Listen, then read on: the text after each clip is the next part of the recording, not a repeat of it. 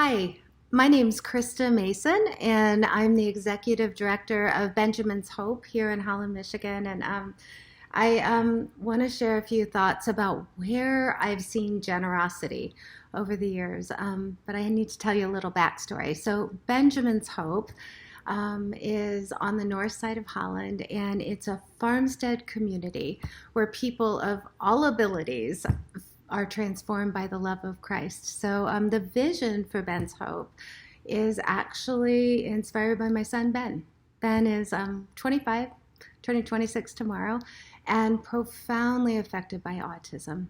And when Ben was just a little guy, God placed on my heart a vision for a place where adults with autism would have community and belonging, and this has grown into what Ben's Hope is today. And so here's the backstory. So my husband and I moved here with our kids 16, almost 17 years ago now. And we came here from New Jersey with this vision, truly as clear as a photograph of what this farmstead community would look like. But we didn't know a soul. I had no experience at that time in developing a nonprofit.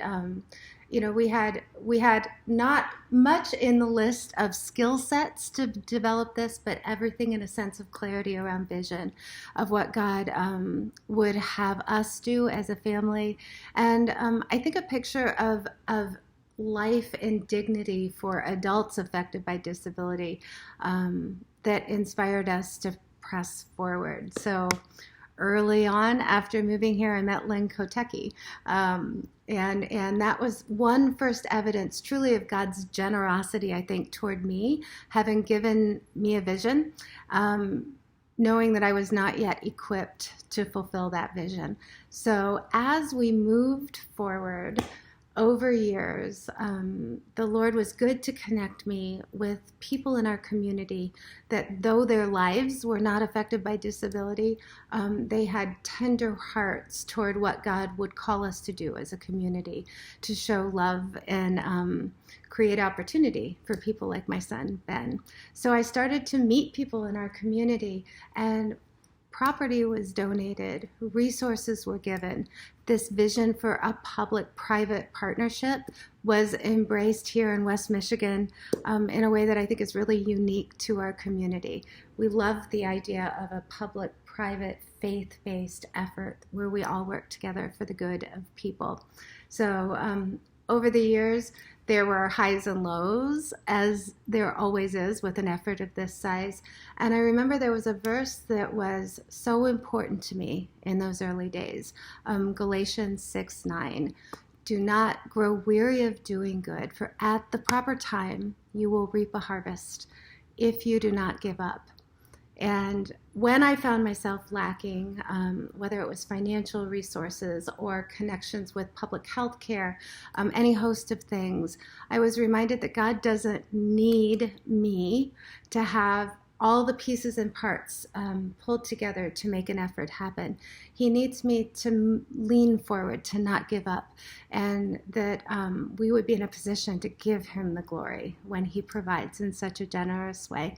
So our story of generosity, the story of Ben's Hope, generosity is so many parts. It's about the community being exceedingly generous financially and of resource and time, treasure, talent, and probably most importantly, the story of Benjamin's Hope, the story of our journey of developing, is one of God being generous to redemptively step into our lives, perhaps not in the way that I might have prayed, which was, Lord, would you lift autism from my son?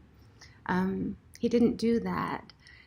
He had something that was much bigger, that would become a church that serves families throughout Western Michigan, that would be a home and a place of belonging for 30 men and women, that would become a place of employment for over 100 people at this point. So a place of learning and growth and development for people who are often pushed to the sidelines. So I live in a place of gratitude, truly a little awestruck by God's abundant provision for Benjamin's Hope. So thank you for letting me share this story with you. And have a blessed day and come out and visit us.